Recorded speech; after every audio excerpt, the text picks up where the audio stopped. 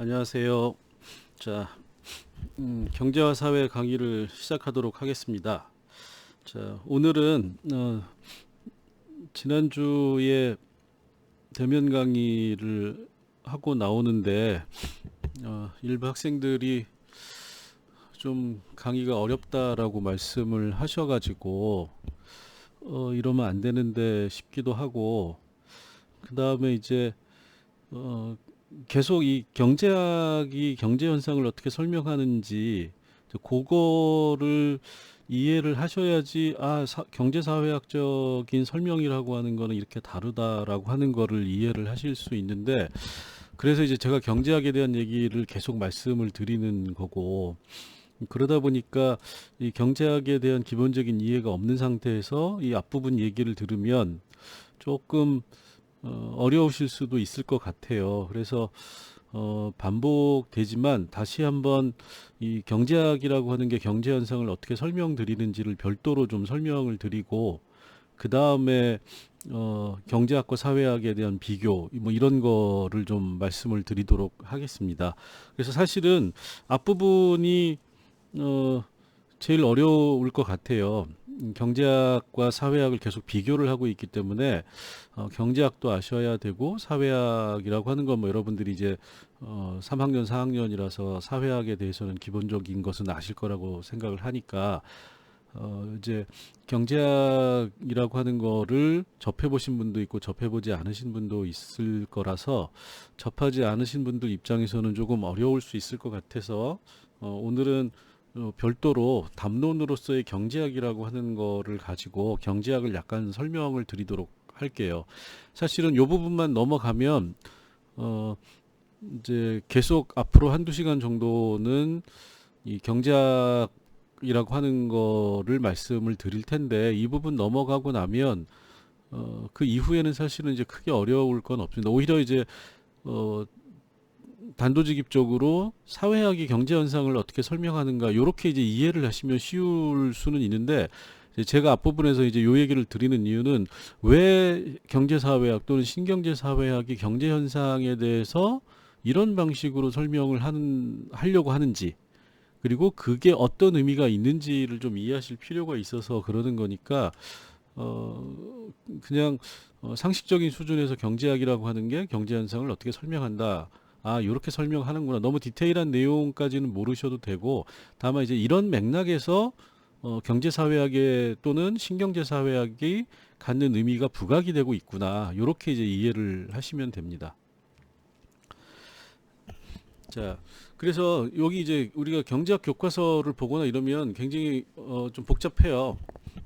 여러 가지 수식이나 그래프도 많고 또 굉장히 새로운 용어들도 많이 나오는데, 그거를 한꺼번에 다 할 수 없으니까 우리가 신경제 사회학 또는 경제 사회학을 이해하는 데 있어서 필요한 딱 그 정도의 기본적인 개념 몇 가지만을 가지고 경제학을 좀 설명을 드리도록 할게요. 그래서 오늘은 사실은 사회학에 대한 얘기는 그렇게 많이 나오진 않습니다. 경제사회학이나 신경제사회학에 대해서는 다음 시간부터 자세하게 하고, 오늘은 경제학이라고 하는 게 경제 현상을 어떻게 설명하느냐라고 하는 거잖아요. 그래서 경제 현상, 이 경제학이라고 하는 거는 우리가 이렇게 이해를 하시면 돼요. 자, 말 그대로 경제학이잖아요.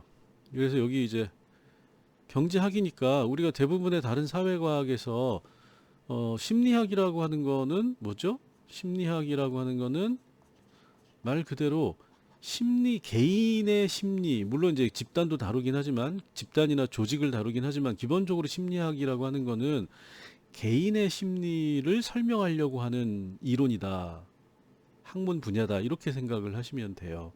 자, 그럼 경제학도 마찬가지입니다. 경제학은 말 그대로 경제 현상을 설명하는 거예요. 그래서 초점이 경제 현상을 설명하는 학문 분야이고, 그 다음에 또 하나 이제 여기에 주요 담론이라고 얘기를 했는데, 이건 뭐냐면 경제 현상을 집중해서 가장 잘 설명한다라고 생각하는 학문 분야인 거죠. 근데 사실은 경제 현상을 설명하는 게 꼭 경제학만 있느냐라고 하면 그렇진 않다라는 겁니다. 그래서 이제 우리가 대표적으로 경제사회학이라고 하는 게 모든 경제학이 다루고 있는 모든 대상을 경제사회학이 다루고 있지는 않아요. 그래서 이제 경제학에 대한 기본 이해가 중요한 건데, 경제사회학이라고 하는 거는 이 경제 현상을 설명하는 다른 방식이다. 이렇게 이제 이해를 하시면 되는 겁니다. 그리고 경제사회학이라고 하는 거는 모든 면에서 경제학을 대체한다라기보다는 가장 기본적인 경제학의 원칙, 기준, 방법론에 대해서 다른 방식을 제시하고 있는 게 경제사회학 또는 신경제사회학이다. 자, 그러면 우리가 일단 경제학, 그러면 우리가 일상적으로 접하는 경제 현상을 설명하는 주류, 메인이라는 거죠. 메인 담론이다. 여기서 제가 담론이라는 말은 디스커스라는 건데, 결국은 하나의 설명 틀이다라는 거예요. 이게 절대적인 게 아니다라는 겁니다. 우리가 경제 현상은 반드시 경제학만으로 설명해야 된다라고 하는 거는 일종의 선입견이다. 경제 현상을 심리학적으로 설명할 수도 있고, 예를 들어서 경제 현상을 심리학적인 측면에서 설명하려고 하는 게 이 경제학 분야에서는 뭐냐면 행동주의 경제학이라고 하는 게 있어요. 자, 넛지론이 대표적인 거고, 자, 이게 이제 2017년도인가 이 넛지론을 제시한 사람이 노벨 경제학상을 받았죠. 자, 이거는 뭐냐면 심리학이라고 하는 분야를 경제학에 응용을 한 겁니다. 그러면 사실은 심리학도 얼마든지 경제 현상을 설명할 수 있는 하나의 이론 틀이 될 수 있다. 그래서 경제 현상이라고 하는 거를 꼭 경제학이라고 하는 것만으로 설명해야 되는 건 아니다. 마찬가지로 사회 현상이라고 하는 거를 꼭 사회학만으로 할 수 있고, 설명할 수 있고, 그 다음에 또는 사회학을 통해서만 설명을 해야 된다라고 생각하는 것도 잘못됐다라는 겁니다. 다양한 사회 현상이라고 하는 거는 꼭 사회학적인 틀이 아닌 다른 방식으로 경제학을 가지고 설명할 수도 있고, 정치학을 가지고 설명할 수도 있고, 또 실제로 그렇게 하고 있다라는 거예요. 경제학도 마찬가지다. 그래서 중요한 거는 경제 현상을 설명하는 다양한 설명 틀이 있을 수 있는데, 현재의 경제학이라고 하는 거는 많은 사람들이 가장 잘 설명하고 있는 걸로 믿고 있는 설명 틀이다. 이제 이렇게 이해를 하시면 됩니다. 자, 그러면 도대체 경제학이라고 하는 게 뭐길래 경제 현상을 가장 잘 설명한다고 사람들이 믿고 있느냐? 자, 경제학은 여기 이제 교과서에 있는 거, 경제학 교과서 중에 하나에 나와 있는 걸 그대로 제가 여기다 옮겨놨어요. 경제학 교과서에 뭐라고 돼 있냐면, 경제학은 무엇인가? 경제 행위이죠. 행위, 액션. 이코노믹 액션이죠. 경제적인 행위의 원리를 밝혀내고, 그 다음에 경제 조직인데, 여기서 이제 중요한 게 뭐냐면 경제 조직으로서의 기업을 얘기를 하는 겁니다. 생산의 주체로서 기업의 변화, 그 다음에 기업의 기능. 그러니까 경제를 설명하는 핵심적인 주체는 경제학은 생산을 중요시하기 때문에 누가 생산을 하느냐? 기업이 한다라는 겁니다. 그 다음에 이런 생산의 과정에서, 즉 기업의 변천, 이렇게 읽으셔도 돼요. 기업의 기능, 그 다음에 기업의 기능에서 발생하는 여러 가지 경제 문제를 대상으로 하는 학문이 바로 경제학이다. 그럼 경제학은 뭐냐? 경제적인 행위를 하는데, 이 경제적인 행위를 하는 주체는 개인이 있고 기업이 있다라는 겁니다. 대표적으로 이 조직이라고 볼 수도 있는 거죠. 또는 이 조직의 다른 형태가 뭐가 있나요? 국가라고 하는 게 있는 겁니다. 그러니까 개인과 조직, 집단이라고 하는 게 있는데, 이 두 가지의 주체가 어떤 경제적인 영역에서 어떤 행위를 하느냐, 그 다음에 왜 그런 행위를 하느냐라고 하는 원리를 밝혀내는 거고, 그 다음에 이 주체들이 어떤 식으로 경제 행위를 하느냐, 그리고 경제 행위를 하는 과정에서 발생하는 다양한 경제 문제, 이게 경제 현상이 되는 거죠. 경제 현상을 밝혀내고 설명하려고 하는 게 경제학이다. 이제 경제학에서는 이렇게 얘기를 하는 겁니다. 자, 사실은 여기에서부터 이제 문제가 생기는데, 요 기업은 사실 우리가 여기서 제가 이제 집단이라고, 조직이라고 설명을 했어요. 근데 경제학에서 기업은 개인과 똑같은 걸로 취급을 해요. 자, 이걸 우리가 뭐라고 그러죠? 그래서 법인이라고 얘기를 하는 겁니다. 법인은 뭐냐면 법적인 개인이다. 자, 이렇게 보는 거예요. 그래서 경제학은 원칙적으로 뭐냐, 모든 경제 현상을 개인의 문제, 개인의 행위로 본다. 이게 사회학하고 근본적인 차이예요. 사회학에는 집단이라고 하는 게 독립적인 의미를 가지고 있어요. 근데 경제학에서는 집단과 조직을 실제로는 다루고 있지만 기업을 중심으로 보는 거잖아요. 근데 그 기업을 경제학 이론적으로는 법적인 개인으로 취급을 하고 경제 현상을 결국은 개인의 행위로 치환해서 모든 거를 돌려서 설명한다. 이게 이제 과연 현실적이고 실질적으로 설명하는데 어떤 도움이 되느냐, 이거에 대한 비판이 경제사회학에서 있는 겁니다. 자, 그 다음에 자, 그러면 경제 행위라고 하는 거를 설명을 하고, 자, 그러면 경제 행위라고 하는 경우 결국 뭐죠? 생산을 하고 만들고 그거를 소비하는 거잖아요. 중간에 뭐가 들어가죠? 유통이 들어가는 거죠. 분배하는 거. 자, 이렇게 들어가는 건데 이거를 누가 하는 거죠? 생산을 하는 거는 기업이 하는 거고, 소비를 하는 거는 소비자가 하는 거죠. 자, 그래서 이건 개인이 되는 거죠. 요거는 조직, 집단. 이렇게 되는 겁니다. 자, 그런데 기업과 소비자라고 하는 개인이 경제적인 행위를 하는데 이 행위가 왜 일어나느냐 또는 어떻게 일어나느냐라고 하는 게 이제 결국 원칙의 문제인 거죠. 왜 이런 경제적인 행위를 기업이라고 하는 또는 개인이라고 하는 행위 주체가 이런 행동들을 하느냐, 왜 이런 경제 현상이 발생하느냐. 한마디로 얘기하면 경제학에서는 모든 게 희소성이라고 하는 거로부터 출발을 하는 겁니다. 자, 이게 담론이라고 제가 그랬죠. 자, 모든 거는 유한하기 때문에, 즉 희소하기 때문에. 자, 희소성이라고 하는 건 왜 그러죠? 욕망, 그거에 대한 욕망이 있는데 가질 수 없기 때문에. 그래서 뭐가 생기느냐? 경제 현상, 경제 문제가 발생한다라는 거예요. 갖고 싶은데 다 가질 수 있으면 희소성이 발생하지 않는 거죠. 그럼 경제 문제 발생하지 않는다라는 겁니다. 근데 경제 문제가 발생하는 이유는 갖고 싶은데 가질 수 없기 때문에, 현실적으로. 자, 그러면 갖고 싶은데 가질 수 없는 거를 채워야 되는 거잖아요. 자, 그래서 결국은 이게 담론이다라는 얘기를 할 수밖에 없는 거예요. 자, 희소성의 원칙이라고 하는 거는 경제학에서 전제가 되고 있는 거예요. 전제라고 하는 거는 전제한다. 이거 뭐죠? 따지지 않는다라는 겁니다. 따지지 않는다. 따지지 않고 뭐 하라는 얘기죠? 믿어라라는 얘기예요. 믿음의 영역인 겁니다. 이건 굉장히 그럼 어떻게 되는 거죠? 철학의 영역인 거죠. 그러니까 경제학도 근본적으로 따져보면 모든 경제적인 행위는 희소성이라고 하는 거로부터 발생한다. 자, 그럼 왜 희소성이라고 하는 거를 모든 사람이 욕망을 갖느냐라고 하면 철학적인 문제로 가버린다라는. 그리고 경제학에서는 이걸 따지지 않고 그냥 전제하고, 특히 주류 경제학에서는 그렇게 얘기를 하는 겁니다. 갖고 싶지만 가질 수 없기 때문에 사람들이 그거를 갖기 위해서 다양한 경제적 행위를 한다. 이렇게 이제 전제하고 가버리는 겁니다.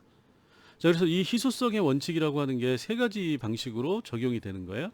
자, 무엇을 얼마만큼 생산하느냐는 내 물건을 희소하게, 내가 만든 물건을 잘 팔고 싶다라는 거죠. 잘 판다라고 하는 거는 뭐죠? 만드는 즉시 소비될 수 있고, 그 다음에 두 번째로는 높은 가격을 받는다. 두 번째로는 그러면 그러기 위해서는 어떤 방식으로 이거를 생산해야 되느냐라고 하는 겁니다. 그 다음에 세 번째는 생산물의 분배라고 하는 게 어떻게 이루어질 수 있느냐. 자, 생산물의 분배는 뭐죠? 소비자하고 관련이 있는 거죠. 소비자의 손에 어떤 물건이 들어가 줘야 되는 거잖아요. 자, 이 소비자라고 하는 건 결국 뭐죠? 희소한 물건에 욕망을 가지고 있는 개인. 이게 이제 소비자인 겁니다. 자, 그럼 발리 얘기하면 어떤 거에 대한, 사물에 대한 욕망이 없는 사람, 소비자가 아닌 거죠. 소비하지 않기 때문에. 자, 그러면 그런 건 어떻게 되죠? 경제학에서는 그런 사람은 취급하지 않는 겁니다. 그러니까 경제학이 설명할 필요가 없는 거는 사람으로 취급을 하지 않는 거예요. 사람으로 소비자로 생각하지 않는 겁니다. 경제학에서 생각하는 개인은 모든 사람이 예외 없이 희소한 물건에 대한 욕망을 가지고 있다. 그래서 이걸 원한다라는 거예요. 원한다. 자, 원하니까 뭐죠?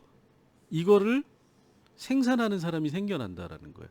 생산해서 일정한 방식으로 생산해서 이거를 소비자에게 판매하고 희소한 거에 대한 욕망을 가지고 있기 때문에 이거를 구매하는, 이게 이제 결국은 그래서 희소성의 원칙에서 원하니까 만들고 만들어서 원하는 사람한테 판매하고, 이렇게 해서 뭐가 발생하는 거죠? 경제적 행위가 발생한다라는 겁니다.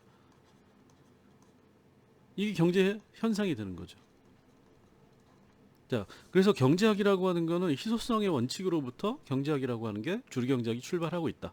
자, 하지만 이거는 근거는 따질 수가 없는 문제고, 자, 그러면 자, 이거를 설명하는 대표적인 방식이 신고전학파, 저번 시간에 말씀드렸죠. 주류경제학이라고 하는, 또는 뭐 요새는 이제 신자유주의 뭐 이렇게 얘기를 하기도 하죠. 이거를 설명하는데, 자, 그러면 어떤 방식으로 분배를 하느냐, 이거에 대해서 신고전학파는 이렇게 얘기를 하는 거예요. 시장을 통해서 한다라고 보는 겁니다. 시장. 그래서 갈수록 우리가 이 시장이라는 거를 경제학에서 굉장히 중요하게 생각을 하는 겁니다. 자, 생산이 일어나는 것도 시장에서 판매하기, 생산이라고 하는 거는 뭐냐면 이렇게 경제학에서는 보는 거예요. 소비가 목적이 아닌 거. 뭐가 목적이냐? 판매가 목적이다. 이렇게 보는 겁니다. 자, 그럼 판매를 왜 하느냐? 이윤을 남기기 위해서 한다라는 겁니다. 자, 이게 뭐죠? 생산자의 욕망이 되는 거예요. 여기서 이제 또 욕망이라고 하는 굉장히 철학적인 개념이 나오는 거죠. 자, 그러면 이 생산자의 욕망과 물건을 소비하고자 하는 개인의 욕망, 소비하고자 하는 개인의 욕망이 시장에서 만나는데, 시장에서 이게 그러면 어떻게 서로 채워지느냐? 가격을 통해서, 프라이스라고 하는. 그래서 시장과 가격은 서로 떨어질 수 없는 겁니다.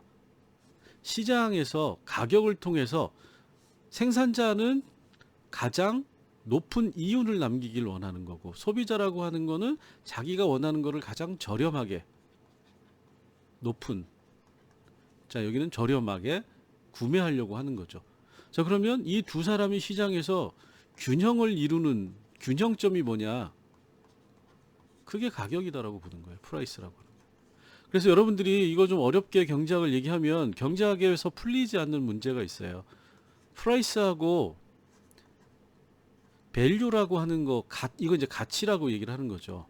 가치와 가격이 같은 거냐, 같지 않은 거냐, 이 문제가 굉장히 중요하고 사실은 풀리지 않는 문제입니다.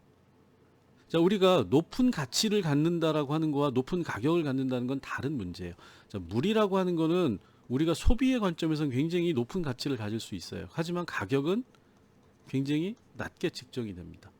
자, 다이아몬드라고 하는 거는 사용할 수 있는 가치, 사용 가치의 측면에서 다이아몬드는, 다이아라고 그냥 할게요.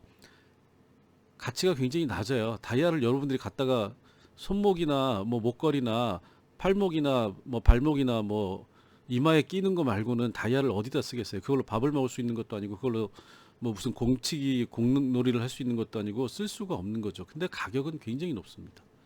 자, 이거를 어떻게 설명하느냐? 왜 이거는, 즉 사용 가치와 가격이 일치하지 않는데 그 이유가 뭐냐? 이거를 이제 어떻게 하느냐? 희소성의 문제다. 이렇게 그냥 설명을 해버리는 거예요. 물은 희소하지 않기 때문에 사용 가치는 높은데 가격은 낮은 거고, 다이아몬드는 사용 가치는 낮은 거지만 희소하기 때문에 가격이 높다라는 거예요. 자, 그런데 희소하다라는 거를 따져보면 모든 게 희소하다고 해서 가격이 높으냐? 또 그것도 아니다라는 겁니다, 사실은. 예를 들어서 지금 이제 히토리오라고 하는 게 반도체 만드는데 굉장히 중요한 물질이고, 이게 뭐 가격이 비싸다 뭐 이렇게 되는 거잖아요. 근데 반도체가 등장해서 히토리오를 본격적으로 쓰기 이전에 희토리라고 하는 건 희소한 물질이지만 가격은 굉장히 낮았다. 쓸모가 없기 때문에. 즉 사용 가치와 가격이 일치했다. 근데 지금은 일치하지 않고 희소성에 비해서 가격이 높게 책정이 되고 있다. 이렇게 되는 거죠. 자, 그래서 신고전학파는 결국 뭐냐? 희소성의 원칙이라고 하는 걸 그대로 받아들이고 이 희소성의 원칙이 어디에 투영이 되느냐? 시장에 투영이 된다. 그리고 시장에서 뭘로 이거를 해결하느냐? 가격으로 해결한다. 자, 가격이라고 하는 거는 결국 어떤 얘기냐면 교환이라고 하는, 교환을 통해서 가격이 결정된다. 누구의 교환? 생산자와 소비자의 교환. 자, 근데 생산자와 소비자가 어떤 물건에 대해서 희소성을 느끼고 어떤 물건에 대해서 어떤 가격을 서로 생각하느냐, 그거는 결국 주관적인 거다라는 겁니다. 이것도 결국 주관적인 걸로 갈 수밖에 없다라는 거예요. 그런데 이제 신고전학파 주류경제학에서는 이거를 굉장히 객관적이고 과학적인 걸로 포장을 한다라는 거예요.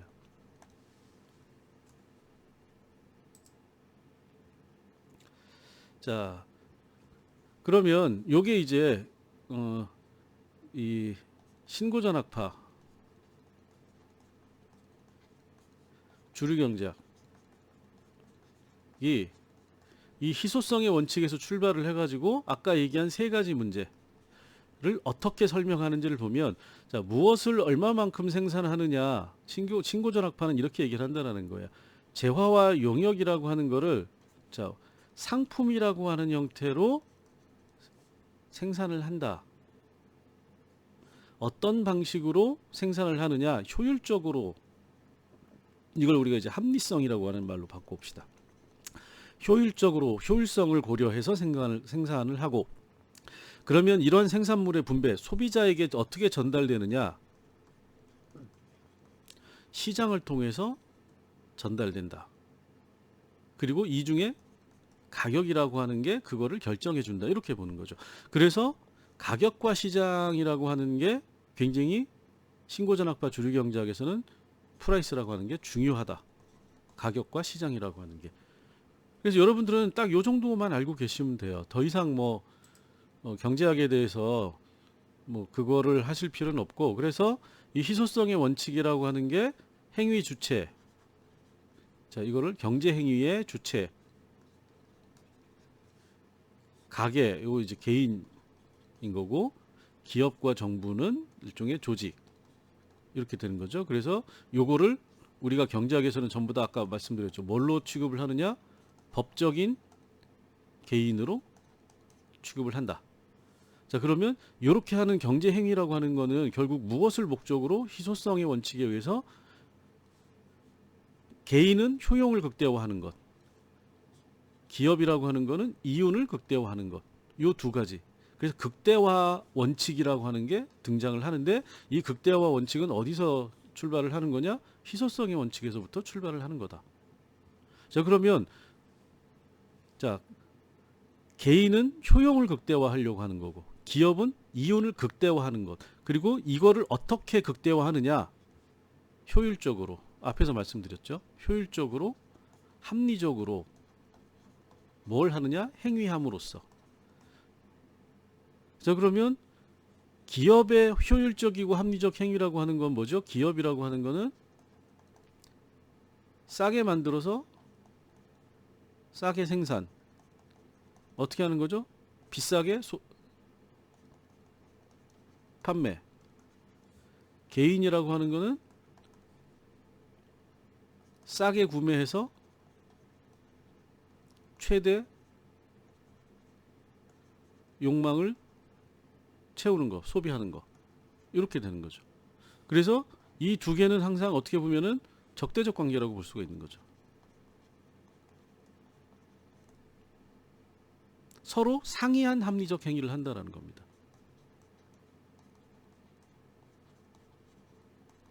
근데 경제학에서는 이거를 합리성이라고 하는 공통점을 가지고 있다라고 강조를 하는 겁니다. 그래서 이제 이 합리성이라고 하는 게 경제학에서는 이 효율성, 합리성이 같은 거로 보고, 이게 이제 굉장히 중요하다. 즉, 자, 그럼 이렇게 되는 거죠. 경제적인 행위를 하는데 경제적 행위는 결국 무슨 행위다? 경제학에서는 합리적 행위다. 이렇게 그냥 전제를 하는 겁니다. 자, 요거를 정리를 하면 경제학은 뭐냐? 수요와 공급, 생산과 여기 소비죠. 소비와 생산이 가격을 통해서 결정된다. 두 번째로 소비자의 행동은 희소성의 원칙, 그 다음에 욕망의 원칙에 따라서 자기의 욕망을 최대한 만족시키는, 그게 이제 한계 효용의 개념입니다. 한계 효용 원칙이 총 효용을 높인다. 이렇게 설명을 하고 있어요. 자, 그 다음에 세 번째로 합리적인 행위, 합리적인 경제적 행위가 발생하는 것, 경제 행위가. 그게 시장을 통해서 이루어지는데, 시장이라고 하는 건 아까 생산자와 소비자, 서로 다른 관계라고 그랬죠. 생산자는 싸게 만들어서 비싸게 팔고, 소비자는 싸게 구매해가지고 최대한 자기 욕망을 충족시키고. 그래서 이걸 제가 이제 아까 좀 극단적으로 적대적 관계다라고 얘기를 했는데, 이 적대적 관계는 결국 뭐죠? 경쟁적 관계다라는 겁니다. 그래서 우리가 시장은 무조건 경쟁 이렇게 나오는 이유는, 시장의 기본 원리는 뭐냐? 작동 원리는 경쟁이다라고 보는 거예요. 그리고 이거는 결국에는 생산자하고 소비자하고의 경쟁, 또는 생산자와 생산자 사이의 경쟁, 소비자와 소비자 사이의 경쟁. 그래서 모든 게 경쟁이다. 그리고 여기에서 이제 중요한 게, 독점이라고 하는 걸 그래서 어떻게 하느냐? 반대한다라는 겁니다. 왜? 독점은 경쟁을 배제하는 거기 때문에. 그래서 우리가 일반적으로 자본주의 시장 경제 하면 바로 나오는 게 경쟁이라고 하는 원리를 얘기를 하는 거잖아요. 이런 맥락에서 경쟁이라고 하는 게 나타나는 겁니다. 그리고 네 번째로, 시장에서 경쟁을 통해 가지고 각각이 생산자와 소비자가 가장 효율적으로 최대 효용을 받게 되면, 그게 일종의 시장을 통한 분배로서 임금과 자산소득의 축적이 개인과 기업에게 되고, 자, 이걸 통해서 뭐가 되죠? 공동체의 국부라고 이제 애덤 스미스가 표현했죠. 국부가 증가하는, 전체 효용의 증가다. 이렇게 이제 설명을 하는 겁니다. 그래서 개인들 간의 경쟁을 통해 가지고 자기 욕망을 충족시키기 위한 다양한 경제 행위를 하고, 경쟁 행위죠. 그러면 이 경쟁 행위의 결과가 어떻게 되느냐? 전체 효용의 증가를 가져오는 효율적인 경제 시스템이 뭐냐? 그게 바로 시장이다. 이렇게 이제 설명을 하는 겁니다. 경제학에서는. 자, 그러면 여기가 경제학에서 사실은 굉장히 많은 개념을 가지고 경제 현상을 설명하지만, 모든 거에서 반복되는 가장 중요한 키워드는 결국 이거죠. 수요와 공급. 그 다음에 이게 이제 이루어지는 공간으로서의 시장. 여기 나와 있죠. 그 다음에 시장의 원칙으로서의 경쟁. 요 네 가지가 가장 중요한 키워드고, 나머지는 요게 작동한 결과로서 나타나는 경제 현상이다. 이렇게 설명을 하는 겁니다.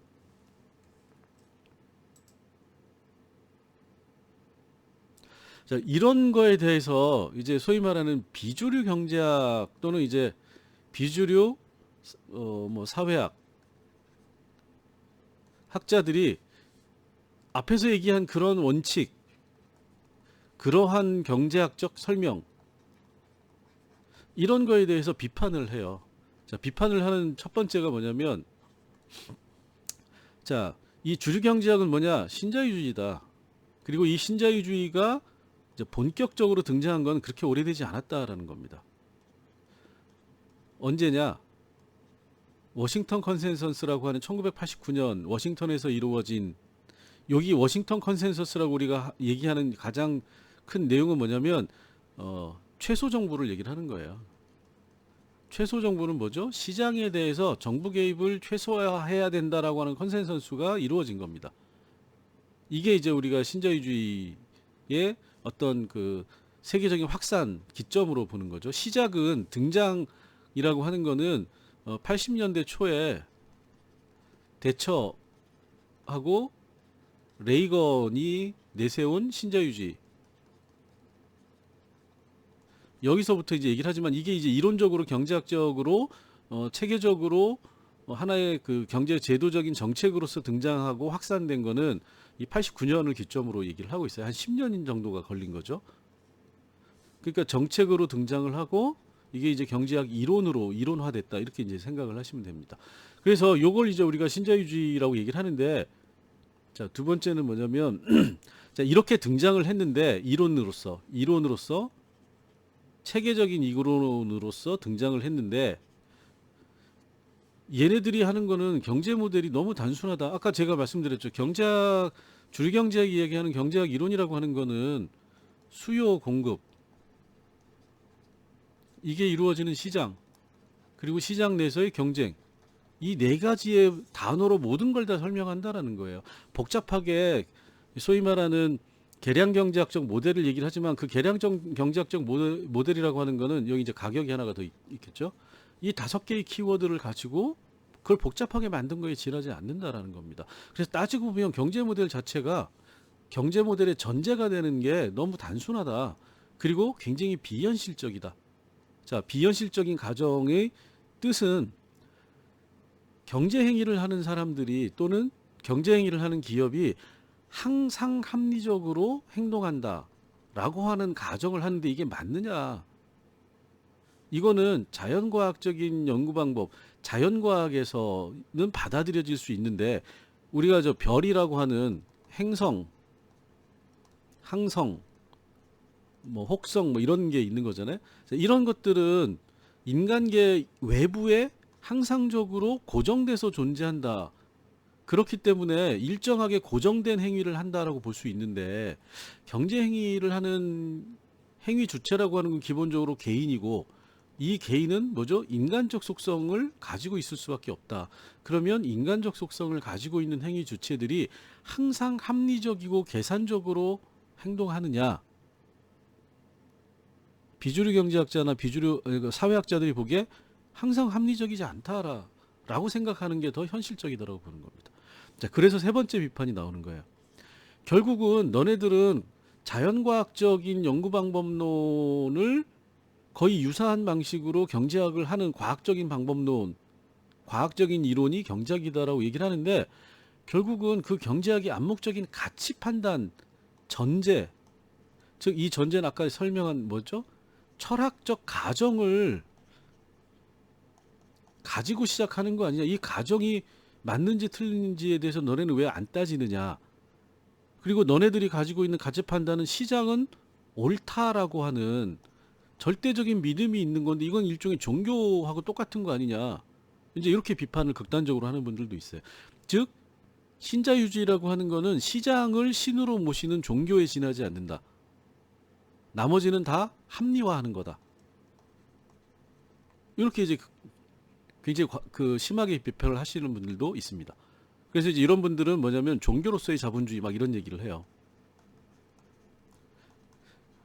굉장히 자본주의 경제라고 하는 거를 과학적이고 합리적인 어떤 이론 틀에 의해서 분석하는 것처럼 경제학이 꾸며대고 있지만 너네는 그냥 시장이라고 하는 신을 믿는 종교에 지나지 않는다. 이렇게 이제 이론적으로 비판을 하는 겁니다. 그거는 너네는 가치 판단 안 하는 것처럼 얘기를 하지만 너네들이야말로 정말로 굉장히 심한 가치 판단을 하고 있는 거다. 이 주류 경제학이라고 하는 게 이렇게 비판을 하고 네 번째가 무엇보다도 현실적으로 경제 변화를 설명하거나 예측하지 못하고 너네들이 하는 건 전부 다 사후적으로 지나고 나서 내 말이 맞았어 라고 하는 거기 때문에 예측을 못하는 거 아니냐. 예측도 못하는데 이게 무슨 법칙이냐, 이게 무슨 과학이냐, 이렇게 이제 비판을 하는 겁니다. 그러면서 예를 드는 게 뭐냐면, 야, 너네들 그렇게 신자유주의 하면 시장에 의해서 모든 게 잘 돌아갈 거라고 생각을 하고 신자유주의적인 경제 제도와 정책을 밀어붙여서 했는데 2008년도에 심각한 경제 위기가 온 거 아니냐. 너네 말대로 했는데 왜 경제 위기가 왔느냐. 왜 경제 위기를 예측 못했느냐. 이렇게 이제 비판을 하는 겁니다. 그러다 보니까 2008년 경제 위기 이후에 신자유주의 주류 경제학이 급격하게 위축되는, 더 이상 설명력을 갖지 못하고 비판에 대해서 대응을 하지 못하는. 그래서 우리가 현실적으로도 신자유주의에 대한 비판이 2010년도부터 급격하게 늘어나는 거고, 신자유주의 경제체제에 대한 비판이 결국은 주류경제학의 위축을 가져왔다. 그러면서 결국 뭐죠? 이런 거를 비판하는 비주류경제학 또는 경제사회학과 같은 다른 방식으로 경제 현상을 설명하는 이론들에 대한 관심이 높아지고 있다. 이렇게 이제 이해를 하시면 됩니다. 그래서 결국은 그 얘기가 뭐냐? 이렇게 정리하면 우리가 지금 경제사회학이 여기 제가 이거는 이제 비판하는 내용은 요거다라는 거예요. 경제학을 구분을 하면 주류경제학과 비주류경제학으로 구분이 되는데, 주류경제학이라고 하는 거는 지금까지 계속 설명드렸던 거예요. 신고전학파 경제학이라고 하고, 이거는 핵심이 뭐죠? 시장주의. 자, 시장이라고 하는 거는 수요 공급. 자, 요 키워드만 알면 되는 겁니다. 여기 뭐에 의해서 수요와 공급이 조정이 되느냐? 가격에 의해서. 그리고 이 조정이 일어나는 이 공간을 뭐라고 하느냐? 시장이라고 한다. 그리고 이 시장은 어떤 원칙에 의해서 이루어지느냐? 경쟁이라고 하는 원칙에 의해서 이루어진다. 이 5가지 키워드만 아시고. 자, 그러면 경쟁에 의해서 시장에서 수요 공급을 조정하는 가격, 이걸 중심으로 해서 이루어지는 거를 이 주류경제학은 뭘로 보느냐? 합리적이다라고 본다라는 거죠. 그래서 모든 게 합리적이다, 이렇게 이제 생각을 한다라는 겁니다. 달리 얘기하면 수요와 공급의 논리를 따르지 않고 경쟁을 통해서 이 시장 내에서 경쟁이라고 하는 게 발생하지 않으면 그거는 합리적이지 않다라고 생각을 해버린다라는 거예요. 그리고 이런 시장주의 원칙의 이론에는 한계효용이라고 하는 욕망이라고 하는, 희소성과 욕망이라고 하는 키워드로 한계효용에 따라서 총효용의 극대화라고 하는 극대화 논리를 주류경제학이 따르고 있다라는 겁니다. 자, 그거에 대해서 이제 비주류경제학은 다른 생각을 가지고 있는 거고, 이 비주류경제학의 대표적인 이론이 첫 번째가 케인즈주의.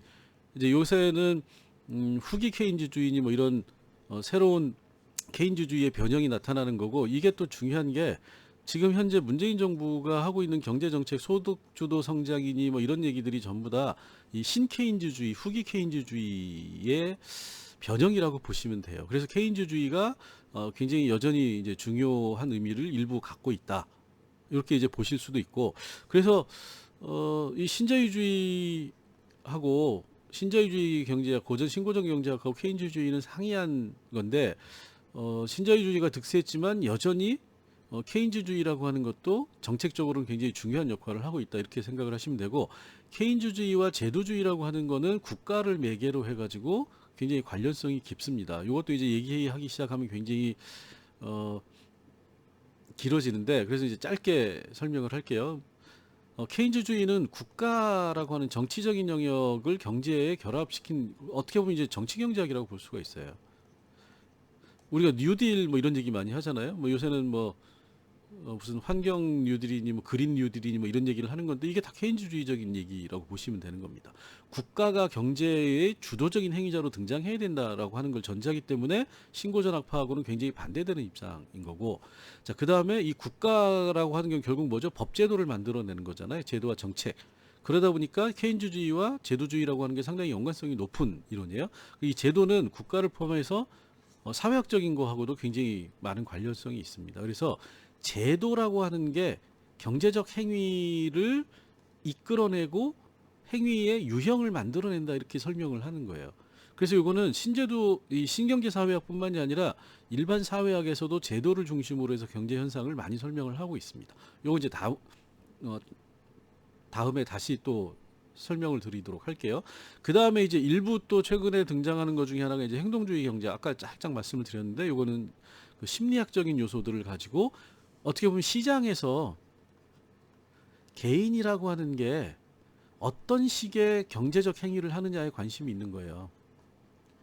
근데 이제 이 사람들의 특징은 뭐냐면 기본적으로 합리성, 효율성 뭐 이런 얘기를 하지만,